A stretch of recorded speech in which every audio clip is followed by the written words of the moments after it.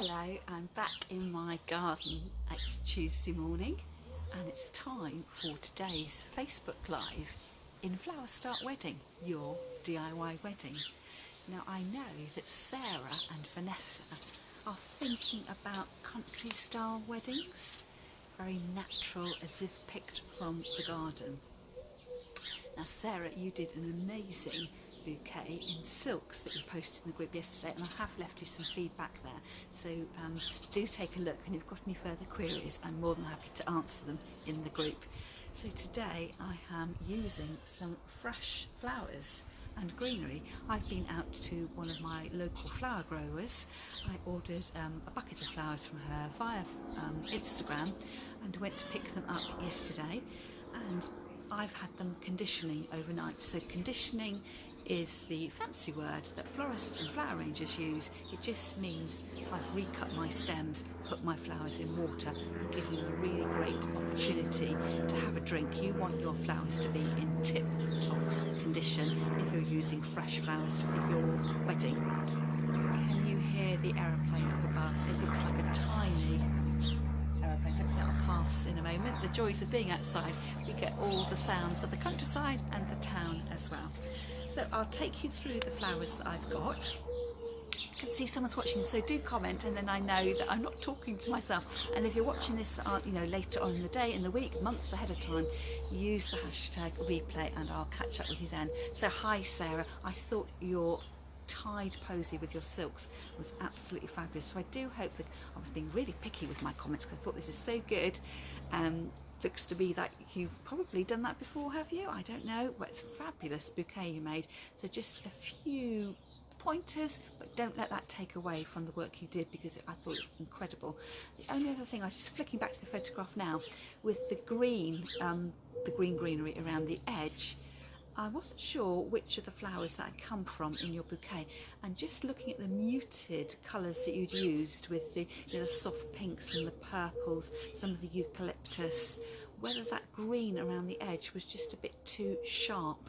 And I know you're using what you've got in your bouquet, you need smush, you use what you've got, but just whether that and the combination that it was quite, it was quite pronounced around the edge of your bouquet, whether the combination of sitting it down a little bit more so it doesn't quite so obvious, or perhaps switching it out for more of the eucalyptus. It's all trial and error. I thought absolutely amazing, and I am curious, Sarah, as to, obviously we show the flowers because that's what everyone wants to see, but I'm quite interested in how your technique, and to get a shot of your bouquet showing the binding point where you tied it off and what your stems are doing, and even sort of upside down, so we can really get to have a look at what you've been doing. So I hope that was helpful for you. So I've lined up all my greenery on the table, so once you have conditioned your flowers, you've recut the stems, you've set them in a bucket of water, they're having this really great drink. And I realise, Sarah, here I'm talking about fresh and you're going to be using silks, but it's a great habit and technique to get into anyway, and the actual technique of putting the bouquet together is exactly the same for fresh as it is for your silks as well. So a little bit of a plant test for me, and actually I don't know the names of all these plants, and I forgot to ask when I picked them up, so I will have to go back to the flower cellar, and there's just a couple of names I'm not sure on. Actually, as I look over, I've got a honeybee on my flowers as well, so isn't that lovely working with nature? So first of all, I have got some asparagus fern.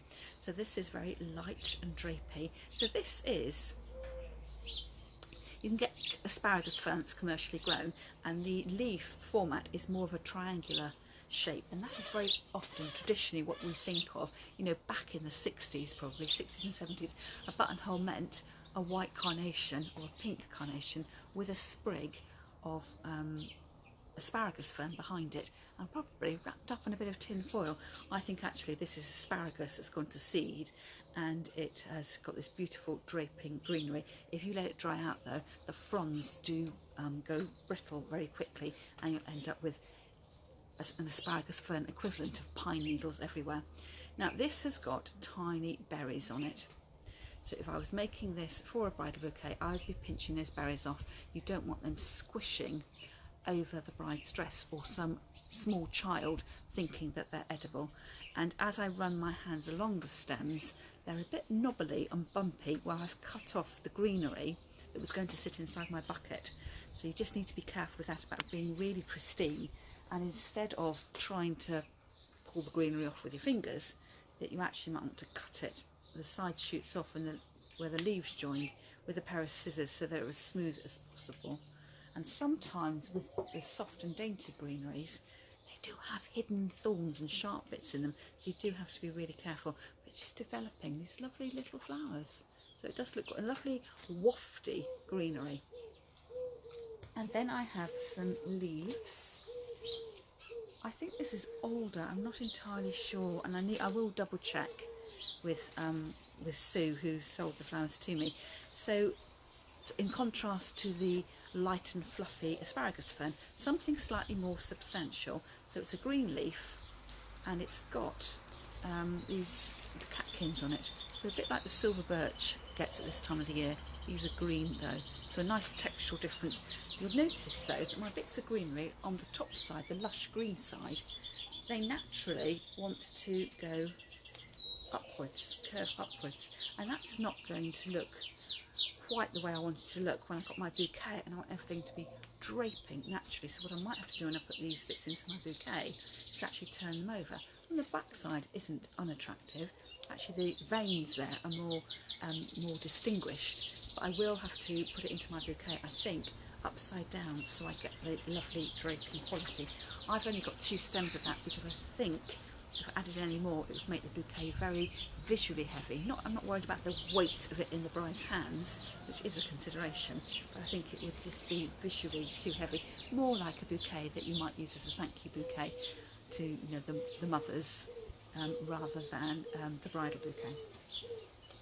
And then my soft and airy feel, I'm counting my fennel as a foliage. So this has got lovely yellow flowers, and the scent is absolutely beautiful. It's quite an aniseedy smell, so if you are using fresh, you just need to check that the aniseed isn't on the no-no list for your bride. So a lovely, again, wafty, light greenery. Now this is the greenery that I don't know the name of. It almost looks like a very fine leafed eucalyptus, and I don't know whether it's the bottle brush tree. So I'm going to go back and double check that. So it's a halfway house between the solidity of the previous leaves and the very fine nature of the asparagus fern. So this will be a great sort of filler without being visually heavy. And Sarah, this will be the way that you made your bouquet, I'm guessing. Now, of course, it's a mirror image to you and me. So as I say, right, that's my left hand, confused now.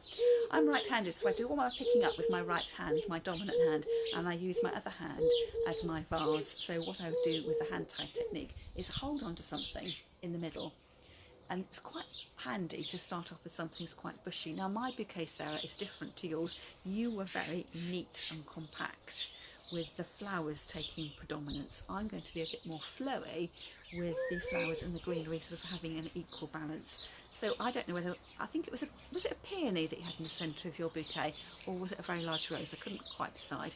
So you start with something that has got a bit of impact. It's always easier if you start with a tiny rose. It just takes ages and ages to build up, and you need a bit of oomph to start. So if you have got something that is bushy, I would start with a bit of bushiness and go from there. And then to add in your greenery, you can either add it in at your fingertip end, and you're quoting a bit of a gap here, I'm sorry about my green background, or, and this is another nice way that I've learned from a lady that came to class. She said that she had a Romanian lady, and she had been to a class in Romania, and they said that you need to think about your heart on the left hand side and start with your flowers and greenery, leaving your heart and ending up in your hand. And isn't that a lovely romantic way to think about it as you're doing your wedding bouquet? And you still end up with a gap, but all my flowers are going in always on this side. So whether you, hello Jane, hello, lovely to see you here. So it depends how you feel, if you want to put things in from your fingertip end, or whether you want to put them in from the heart end of you. But whatever side you choose, you need to stick with it. You can't, it's better for your technique and your rhythm and your flow of making a bouquet if you carry on making it in the same way. So let's work with that heart, and coming down from my heart and landing in. And then I loosen my grip with my vase hand, and I just twist my hand a little bit. And the same thing coming in. So all the time I'm putting my flowers in, which to me is on the left-hand side of my bouquet. It might be for you, you always want to go for the right. So I'm just going to show you the technique there, and you'll see that even though I've got bushy stems, I've added in 5 stems there. It doesn't miraculously become bushy because you need a quantity of stems. But what you can see with the spiralling technique, that my stems are shooting out, and we end up with a triangle shape of stem at the bottom, and if you can imagine that, a triangle shape of stems at the top. It's a bit like if you were drawing yourself an old-fashioned egg timer, or a very angular number 8. So you can see what I mean about using something bushy. With something bushy to start, you just get a bit more oomph. And Sarah says, do you do a full twist in your hand or halfway? Probably, Sarah, I'm doing about a third of the way, because if you do a full twist, let's for demonstration purposes come in with my heavy greenery.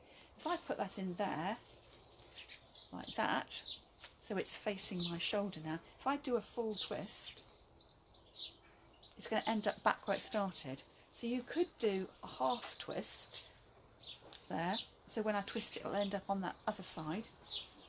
So it's now on my fingertip side, ready to come in. But then you'll get placements that are very regular. So you've got your bush in the middle, but then you've got off to one side, off to one side. And sometimes you don't want your bouquet to be as sort of mirror image symmetrical as that. So I think I would say to you, let's think about, I would do half turn is good. I think a third turn is even better. So I would come in with my green and then do a third turn, so it's round the corner but not so obvious, and come in with that. So if I hold those up, you've got 1 point there, 1 point there. You can imagine if I had a third one, it'd be there, and I'm making a triangle. The style of bouquet I'm making today, though, isn't going to be so formal as that, though. It's about the technique rather than the placing of the materials. So you're very beautifully tight and grouped and gently mounded bouquet, Sarah, that you would probably detect the pattern of the flowers a bit more. And you may have found that as you were spiraling your bouquet, did you find that suddenly you ended up with 2 pink roses together and you thought, oh, I don't quite like that? So then what you might do is shuffle it around a bit. If the flower naturally is landing in the wrong place, shuffle your bouquet round until you get the gap. So don't be tempted to think, oh, there's a gap there, I'm going to put it in from the other side. Hopefully that will make sense in due course. But yes, does that make sense? So it's not a complete circle round, but 180 degrees is fine, but I think I would go slightly smaller than that. So you're building your posy up. Otherwise, on all sides, otherwise you're always going to be going this side, this side, this side, this side, and you want to be able to go more placements all the way round. So I adjust it, probably quarter, third. And then I don't stick to that. You sort of get a feel for it after that. Sorry, I've got a hair running down my nose. You get a feel for it and you'll be adjusting it as you go. So it's all about having the confidence to do it. And this, Sarah, is where your silk flowers are so handy, because of course you can, you've made your posy up, you can tie it up. You might think, job done, you know, put your feet up now for 6 months. But it also does give you the opportunity, especially if you don't trim your stems to length on the silks, that you can at any time undo it and remake it. The only thing is you'll never ever make your posy the same 2 ways. Photograph it and it never ends up the same. So sometimes it's nice to be able to have the confidence just to do it, think I like that, and leave it. But equally, be brave enough to, you know, with fresh eyes, critique your own work, but don't be over challenging on yourself. You know, it may be that you've done a beautiful posy, you did, leave it, photograph it. You know, perhaps 2 weeks later, come back and think, actually, you know, I want to adjust something. So it's entirely up to you. So the next thing I've got, because I'm going vaguely country style, I've got some ears of wheat. Now I know she doesn't, the flower farmer doesn't grow these in her garden, because on our daily walks, we actually walked unknowingly behind the end of her garden on a footpath, and she lives next to a field of wheat. So I think she's probably pinched these from the farmer's field. So there we go, a couple of ears of wheat, and then some, oh, it's gorgeous. So Sarah, you're saying that does make sense. Thanks for your advice on my bouquet. I like symmetry, so I really need to get away from that. Going to practice this afternoon. I think that's what it's all about. So we naturally fall into our own styles. But you know, if your bouquet was beautiful, and do what you're comfortable with. So it's not about being the best flower arranger ever. It's about you believing in yourself and having the confidence that you can do the flowers for your nephew's wedding and they are going to be gorgeous. Now, a sort of spoiler alert here is the more that you do your flowers, the more appreciative you'll be of what your flowers should look like. It'll just start, ding, ding, ding, going off in your brain. And that can lead you to being super critical of yourself. So you've kind of got to be aware, but not super critical. And it does mean that as you start going, if you've got a whole load of family weddings coming up, you'll be looking at everyone else's flowers going, oh, I wouldn't quite done it like that. So I think that's just an awareness thing. See what you can learn from other family weddings that are happening, and be brave and do it. These are be, made with love, given to love to your nephew on his wedding day, and go with it. So don't be hypercritical and don't feel you need to do anything. And if symmetry is your thing, stick to symmetry, and that's what you're comfortable with. The only thing I would say about symmetry is that you put yourself under pressure if it isn't symmetrical, and you'll be spending ages and ages trying to make it symmetrical. But also we want a natural flow and rhythm with your posy and your bouquet, and sometimes the symmetry can hamper that. So for instance, it's why florists and flower arrangers like using odd numbers 3, 5 and 7s rather than 4s, for instance, because you end up making a square pattern. But I would say your posy you made looked lovely and balanced. So if that's go for it, because there was nothing wrong with the posy you said. I think the only comment I made really was the astrantia. It was quite purpley, wasn't it?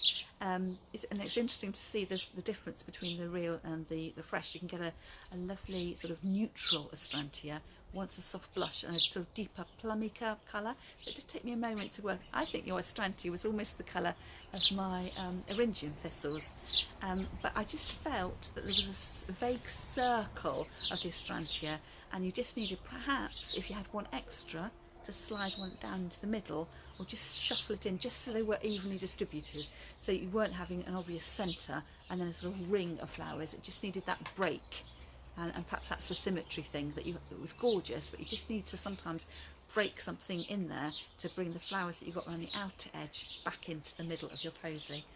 So eryngium here, absolutely gorgeous. Just look at this colour. So there's 2 fat ones and 2 skinny ones. So the bigger ones first. That's almost like a luminous blue, isn't it? So these dry, and again, if you're using fresh flowers for a bouquet, sometimes it's nice to have an element in it that can be dried, and it's just a lovely keepsake for afterwards. So these are really hard wearing, but if they're not in water, the little fronds will wilt a bit, so you do still need to look after them. But if you have these, they're great for spraying. If you had a wintry wedding, and I think, Joan, you're going for the rich reds and greens for winter time, imagine that with just a flash of gold on it, or a flash of red. If it was a dried one, it could dry to a softer colour than this. So that's quite eye-catching there. And then the smaller thistles here, so they've got slightly greyer hue on them, and these thistles, they come in different colours as well. You get this is quite an electric blue, and you can get a sort of more middle grey and a white as well. The white is absolutely beautiful. Oh, my hairs, you're bothering me today, sorry about that. And the white is just, sort of oozes luxury to me. You can imagine that with white roses and eucalyptus as well.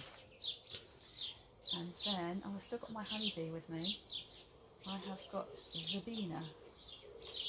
I'm hoping that's the right name. I'm getting all confused. I'm moving down the purples. So you might, if you're a gardener, you'll recognise this from growing in the garden. It's quite a common garden plant, this.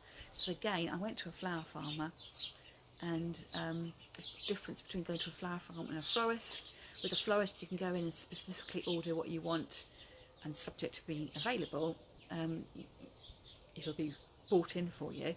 With a flower farmer, I get that lovely look of this, I've just picked these from Garandad's garden, but I can't guarantee what it is I'm going to get because there are more localised growing conditions. So I trusted Sue, the flower farmer in this instance, and I just said, I'll have a bucket of flowers. I told her what I wanted them for, and she went off and got me this bucket, and I'm very pleased with what she gave me.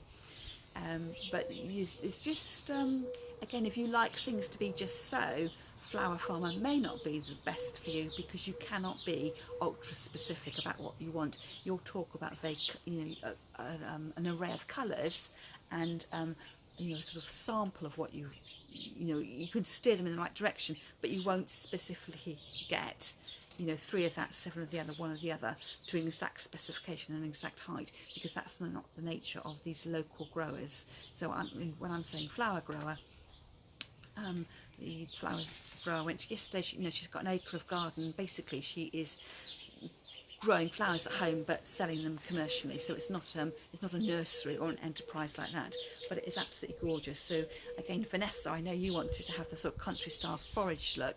Perhaps you need to go and find a local flower farmer, and I can put you in touch. There's a website called Flowers from the Farm if you do want that look.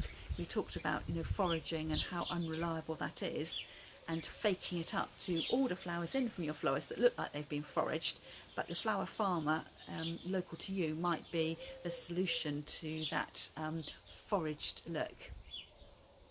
So verbena, I'm certain they're verbena. You'll correct me if I'm wrong. I know.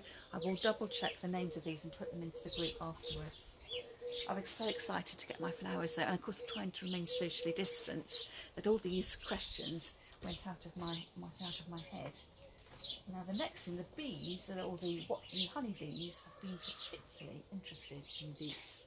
So they look like giant chives. These are alliums, part of the chive family, and they're a really good size. They've got gorgeous straight stems, and that's what we're looking for. We're looking for our bouquet with straight stems. You don't want any sprouting green on the side. You want where it's tied up to be clean from that point down to the stems at the bottom. So the stems will just be lots of lovely straight lines, and then all the flowers will be up at the top. Good morning, Farah, lovely to have you here. So these are the alliums, so quite a nice sized head. Can you see they're stiff and straight, but they have got a bit of natural movement, and that's what we're looking for. And that is the difference between having fresh and silk, because of course the silks are on those wire stems, and you will need to remember, Sarah, that you can bend them. You don't have to use your flower in that stiff straight form they came in. They've got metal in them right the way up, and you can be bending and shaping them. And then larkspur, I think this is larkspur. Delphinium, larkspur is purple, moody purple, that vintage vibe, and it's just absolutely gorgeous. I will say it did look slightly better yesterday, but it has been in my car, out of my car, watered. I did film something with these yesterday, and the flowers will get bashed a little bit, and that's another thing. If you're using your silks, of course they won't get bashed. If you're using your florist, they will come pristine, but any element of you doing it yourself means cutting them, packing them up, collecting them, putting them in your car, taking them out of your car, and every zone of that chain is a sort of danger zone in terms of stems snapping and things not looking quite so good, which is why I would never order the precise number of flowers you think you want. Always give yourself a little bit of a leeway just in case you snap something, or for some reason their petals shed or something. So I did have a gorgeous, there was a taller one of these yesterday, and as I took it out of the bucket, my fingers slipped and I snapped the head off, which is very annoying. And when you're doing it, for your own wedding flowers, you just need to make sure you've got a bit of a leeway. So again, so you're not stressing, so you can afford to, you're not looking to purposely damage flowers, but just get that little bit of leeway in the event that, your scissors slip and you cut the heads off 2 flowers, that you're not in the danger zone. And then I have got next some white dahlias, the little pom-pom dahlias. Now, the interesting thing about dahlias is that when they start to grow, their heads are upright on the top of the stem, so it's flower stem, And then as they mature, they sort of get this profile so that it's no longer at the top. And I find dahlias, they're really fashionable at the moment, I find them quite difficult to arrange with, because they are this little like traffic light going like this, and they haven't got that sort of directional stem. And I find these quite delicate as well, and I've already snapped one. So they do look absolutely great, and they do feel that vibe of country cottage picked from Grandad's garden look, but I find them slightly temperamental to deal with. Again, this is why you need to practice, to make sure you're confident with what you've got. And then I got a little bit of greenery there as well, because I conditioned these and I didn't want side shoots to be in the water, but I can save those to add a bit of green. And then I've just got one cosmos. I'm struggling there. My brain is going a bit doolally. So it's a very sort of simple form of the dahlia, like a little daisy. Lovely. And then here is the end, scabious. So this, you might recognise this, but in mauve. So it's a sort of dainty version of the dahlia. And then the last two flowers I'm flummoxed by. I think this is gyp, a monster-sized gypsophila. I'm not quite sure how you say it. Gyp. But I have never seen it that big before. But doesn't that look amazing? It's like little dots. And you can see here the value of having a full head on a single stem. And this is what you want. You want nice straight stems, but these branch materials are really handy because they fill out. So, you know, that's a hand-sized piece of flower. And if I had, you know, let me think, the alliums I had. You know, the alliums there, I've got 7 stems. So the sort of the visual quantity of the 7 stems of allium against that one head of gyp. But I've got to accommodate those 7 stems in my hand. So it's a combination of branched stems and single bloom stems. And it's, if you do have, you know, if you wanted to do an arrangement, I don't know, with gerbras, 1 stick, 1 flower, it's like arranging spaghetti. You need so many of those flowers until you have got, you know, the lovely mounded profile you're after. And then I'm flummoxed by these. They look, I'm wondering whether they're a Senecio. First of all, I thought they looked like a euphorbia. And a euphorbia is the plant that's got a sort of sappy latex to it, and it can be, well, it is an irritant. I thought that was a bit peculiar. But then I thought, looking at the flower head, it's got a lovely bud. It's sort of like a bit of snow. It almost looks like a helichrysum. That's the dried flower, the paper flower. I think it's called the paper flower.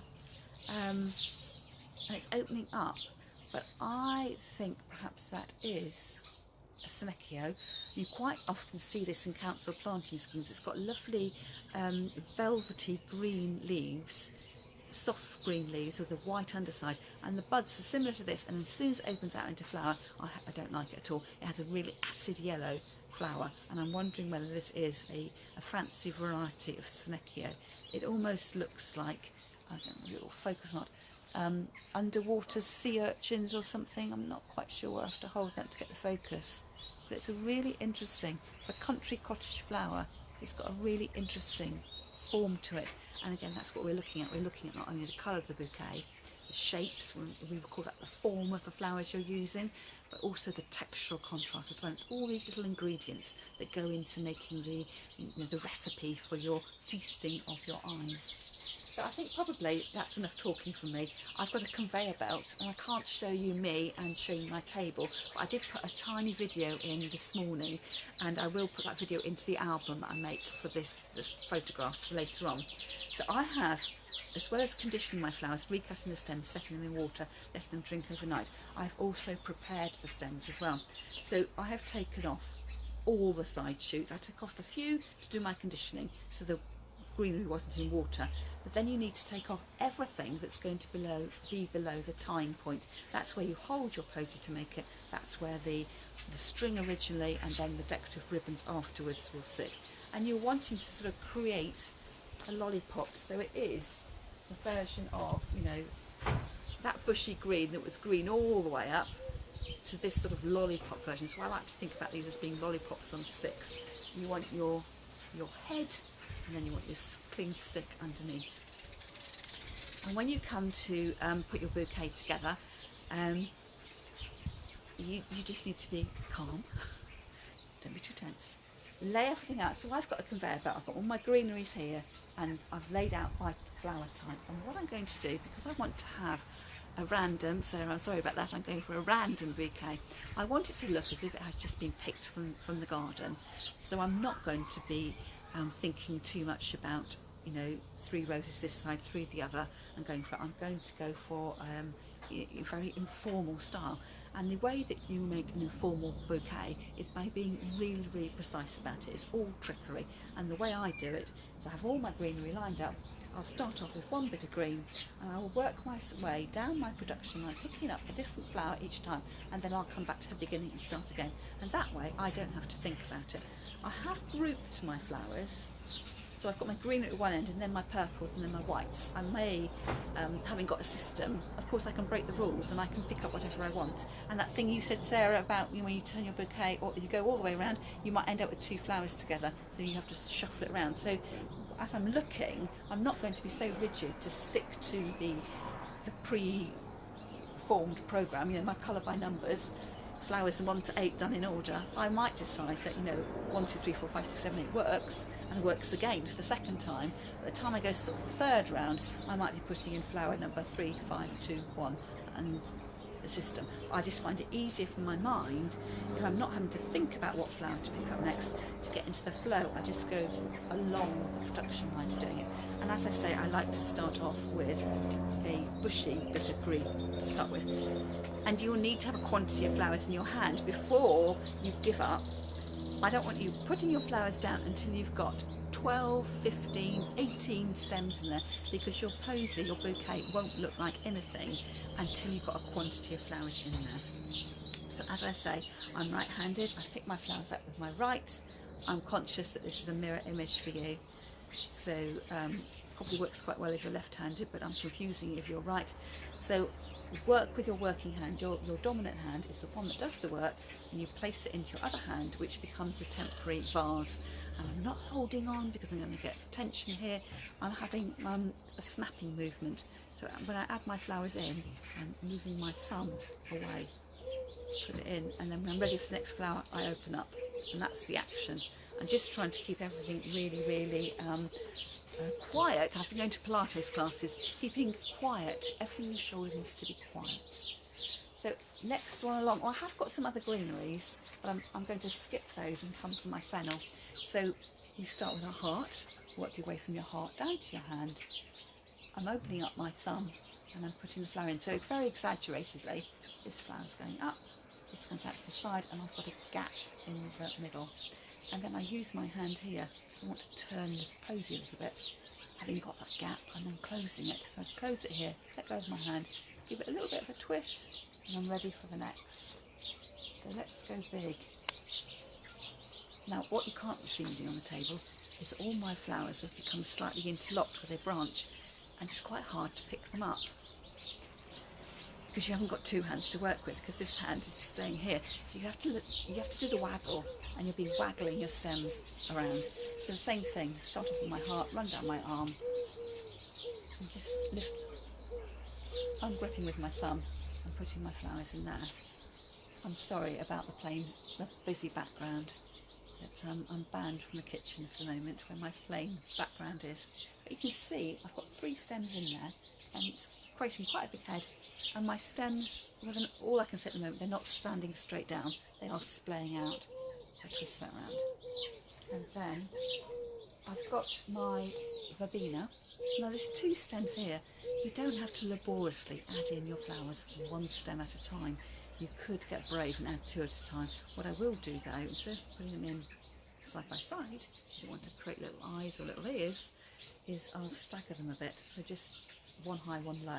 Same thing, run down my arm, lift my finger up, my thumb up, and they sit there and they're just staggered slightly, and then close. A few chives or the alliums, same thing, stagger. fit them in.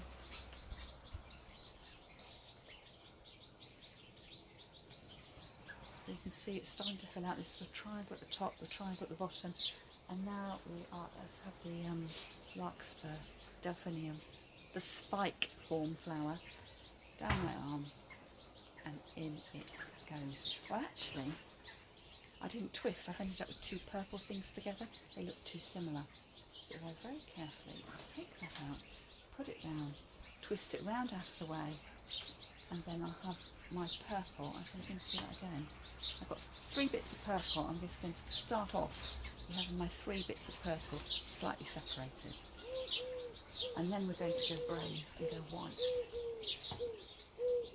So my pom-pom dahlia down to my heart, holding my hand, and twist. And cosmos, isn't that lovely light and fluttery? So at the moment I'm trying to get this sort of arch over the top. Don't let your flowers, well, as you work you'll probably find some of them sort of fall down the plug hole, and you might need to go back in as if you were almost lifting a wine glass up and nestling it up and pull them back to where you want them to go. And sometimes they do sink down a bit, so you don't tie off until you have you're really sure that the bouquet is how you want it to look. Now these are going to be great. So this is my supersized jip. So again, I'm just going to twist I'm sort of ready to put the flower in there. I've got one white, and I'm just going to go around again. So I've got my whites and thirds again, off to one side. And you can see the more I add in, the more pronounced the spiral and the splay is, and off to the side as well. And then my little bit of Senecchio. So twist that round and go through. So that's sort of one round. So it's all light and airy. It hasn't really got a proper heart to it yet. It doesn't matter. I'm going to keep going. So there's stems there. You can see them against my top, hopefully. And I can imagine, beginning to feel how comfortable am I holding that. But it is very sparse. But it's not to say that sparse is wrong. If sparse is the look, a very simple, naive style, be happy with that. But I'm going for Grandad's Garden look, so I'm going to add in more flowers. So I might at this stage come in from a heavier greenery, which I'm going to put in upside down. That's the top side, but it's curving upwards. I want a bit of flow and drape. So I'm going to let that flow and drape there. And perhaps I've only got 2 pieces of this, so I am going to go in 180 degrees and put the other side piece in there. And you can just see then as I add that in, it's adding a definition from here right to here and gentle curve over. So in that sense it is symmetrical, but I've made myself a very flat-sided bouquet. I need to bring something out towards the middle. So let's do a little bit of greenery. So I'm going to shuffle my bouquet round in order that I can put in a bit of my flow there and a bit of flow over here. That's just starting to give a bit of oomph and body. I'm going to save some of my woody greenery stems right for the end, because when I tie my string up, I don't want to be pulling my string into my soft stems of the dahlias, so I'm not going to use all my greenery up front. You need to intersperse it. For this style of bouquet, I'm interspersing it. So I started off with green, I went down my whole flower list, and I come back and added in various bits of green to support the flowers, to give them some space and to separate them. And then I can go back down my line again. So here, I might add in some of my fennel. I've got 1 piece of fennel in the middle, and bring that out to the edge. A bit more of my spectacular eryngium. And if you think actually I want it bedded in a bit more, what you can do is put the stem in at the natural place it would sit, but just feed it in a little bit, and you can get things to hide. You might have put them in second, but you can sort of get them to travel in. And you can also, by slightly loosening your grip, spiral flowers down. And that's what I'm going to do with my last central flower. Because if I put my big flower in first, I find everything moves around a little bit. So you may need to shuffle and move things around. So twist that round. So we're back onto another bit of the purple there. More viburnum.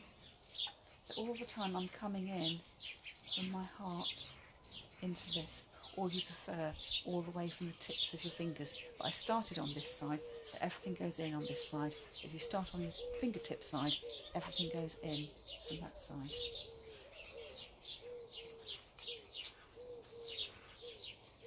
Which I hope I'm remembering to do, not confusing you. So a few more of the, oh, I'm just about to put alliums in, but look, lo and behold, next to the alliums there, twist it around a bit, put the alliums in up there, two together, so one high, one low, and I can adjust that later on. And dahlia, that's another dahlia.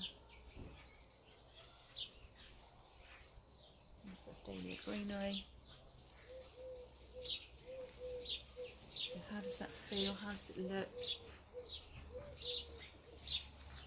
How many flowers have you accounted for? You know, I would always portion out your flowers so that when you've got them all together, you know, you need a bucket to say bride's bouquet, bridesmaids 1, bridesmaid 2, buttonhole bucket, table arrangement bucket. You don't want to be thinking, oh, you know, the bouquet is beautiful, but it could do with 6 other flowers. If you're pinching those 6 other flowers from arrangements you need to be doing further down the line. So you need to work with what you've accounted for, and if you like the big exuberant look, you're going to have to order lots of flowers, so don't skimp. And oops. So I've got scabious next. I'm getting in a pickle here. Oh, the reason I'm getting in a pickle is because my scabious is 1 flower and 2 stems, and if I put those in together and pinch it, it's likely that they'll snap. So I'm going to separate those out into 2 separate stems. So I can still put them in together, but you don't want to be crossing and pinching in stems. And these are lovely because they bounce around for a bit of natural movement. So twist again. Another one in there.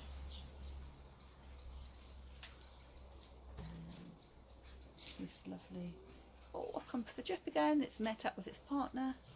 I'm just going to shuffle that around a bit.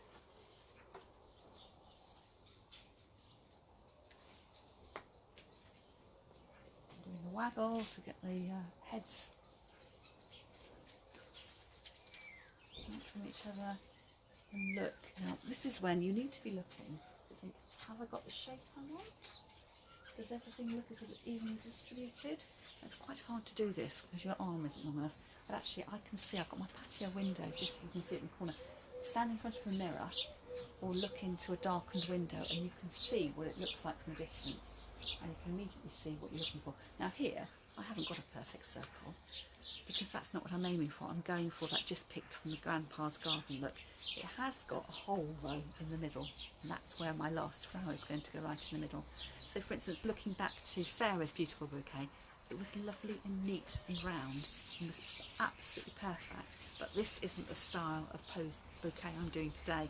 So Sarah was, you know, very neat and clipped, suitable for the wedding that she's doing, but I have decided today to do a sort of country inspired, which is much more free flowing. So the technique of tying together and the spiralling is the same, but you can get a massive variation in what happens at the top here. And it's all down to your personal taste, what the wedding theme is for, you know, for your family member, for you. So don't feel because I'm not doing something exactly the same as you would want to do, that what you want to do is wrong. It's all about having the confidence to do what. Oh, I've just chased a flower off the table there. I think that's going to have to sit on the floor for a while. So I'm just coming in with my last few. I think I might add in. I've saved some of my flowers for the end. I've forgotten to put in my ears of wheat.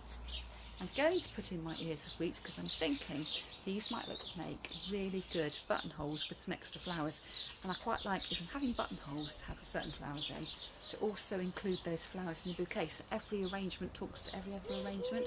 And you might do that by having similar colours, or I'll just put that in the wrong way around, on that side. I could tell I'd gone the wrong way around because all my stems are spiraling that direction. I was suddenly thinking I wanted to put that flower in there, but it would have crossed.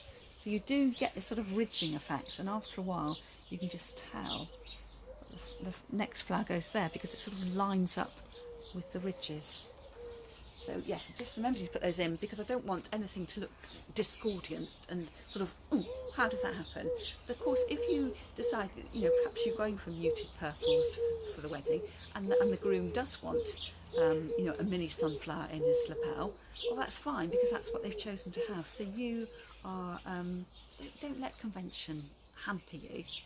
Do what you want. But if you want a sort of a guidance and a rule to live by, I would say that elements of your flowers should appear across every arrangement you do. But it doesn't have to be, they don't all have to be identical. So you may, for instance, have your bridal bouquet that still have the pick from the garden look, but was primarily white, and a smaller version with tints of purple in for the bridesmaids. And then perhaps the same bridesmaids colours in the table centerpieces. And it just means as well that when you're budgeting, that you're buying in bulk, and you're not suddenly having to go out and buy a whole box of sunflowers, or for just one sunflower. It's not really cost effective, but that's entirely up to you. Budgeting is a whole different thing. So I am looking at that, and I've got my eryngiums up here, no eryngiums on this side. I'm going to shuffle around and add in some eryngium on that side, which finishes that off. I like to go double eryngium, the small and the large together, so it just sort of fills out that gap around the edge. And I'm getting to the stage now when I can still hold my flowers, but it's sort of, I'm thinking that's probably going to be the front, probably as enough as I can comfortably hold. So you can go as big as you want, but the bigger you go, the heavier the bouquet will become, and can your bride comfortably hold it? So at the moment I am managing to hold my stems, because they've been spiraled. I'm holding about that much. If you had just put all these flowers together straight down, you would have had a much chunkier stem to hold. So it needs to be comfortable for the bride. So I think I'm going to leave my flower edge there. I'm going to just get that one bit of fennel in, across to that side. So I've got a bit of fennel here in the middle and out the other side. So I'm sort of creating a trail through. This, the ears of wheat are my front area, and then I've got my trails of asparagus, so they can be, sort of light and fluffiness around the edges. Like that. And then I've got a couple of the harder pieces of green. They're so light you probably can't see them. They do add in a nice sort of bounce and texture. I've got one out there, and I'm going to move that though, because I want it, oops, not ended up in the right place, because I'm vaguely oval with my oval look. That one's come out to the side underneath that heavy leaf. The heavy leaf is there, so I'm going to move the heavy leaf over here and make sure I put that in underneath, and then it's got where I wanted to go. That was my front. And then I will add in my last bits of greenery, and just something nice and tough to, as I pull up my, just confusing myself here, I put two bits of green in the same place now, I think I have. I think that looks okay. That's some of the woodier stems around the outside edge, in order that when you tie your string together, that it's not going to bunch in. Now I did say I was going to put in a flower in the hole in the middle. So I've got my dahlia. I'm very lightly, I'm not dropping my bouquet, but I'm just lightly loosening my bouquet, and you'll feel everything slip slightly. And then holding your stem,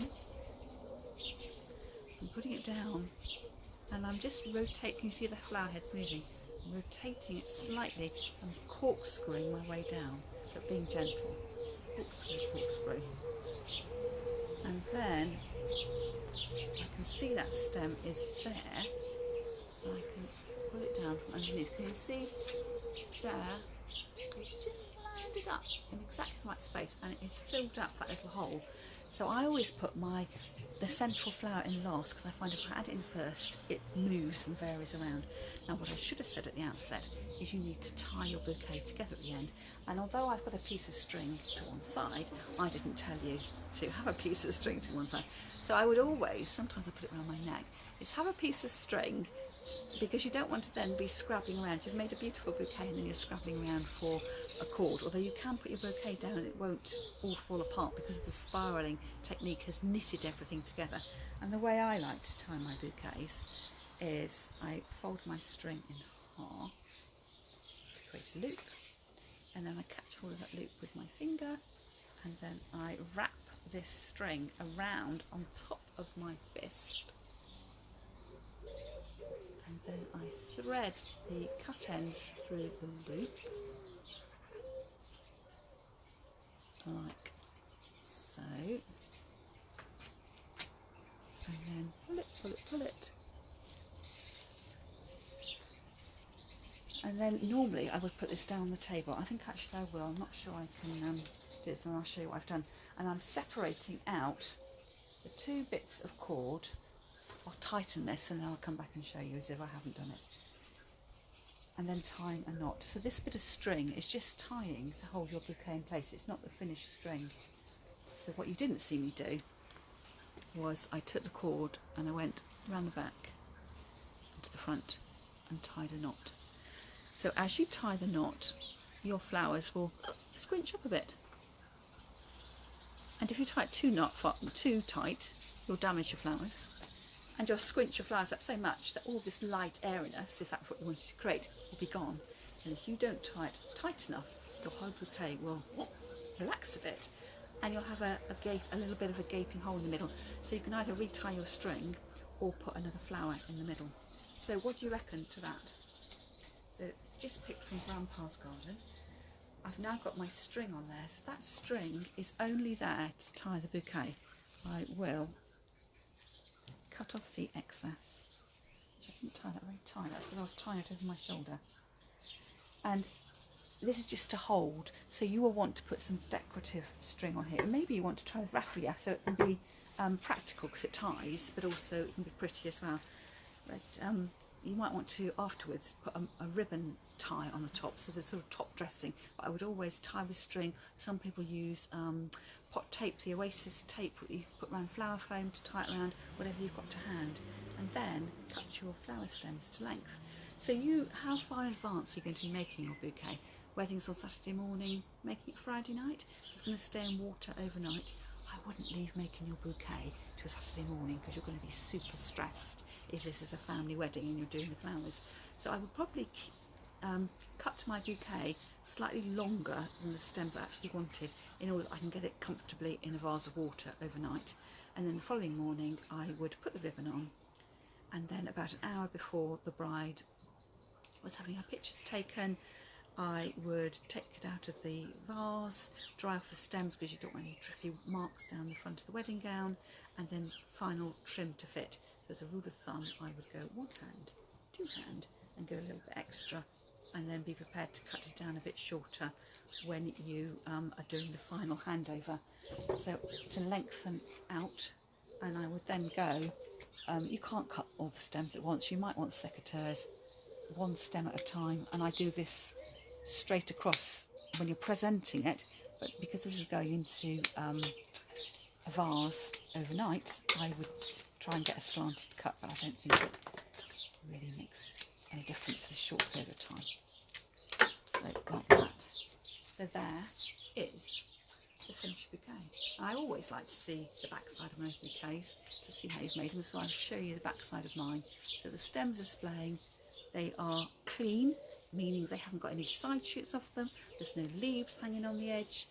The greenery is all on the top edge in this sort of triangle at the bottom, and it feels comfortable to hold. It sits quite nicely, and if you're advising your bride how to hold, it's I've got my elbows into my body, sort of just above my hips, and then I tilt slightly so my stems are tilting towards my pelvic bone area, and that way you don't just see the top edge of the flowers, you want on the photographs to see the flowerness of the flowers. So that's a great tip to pass on when you are working with your bride.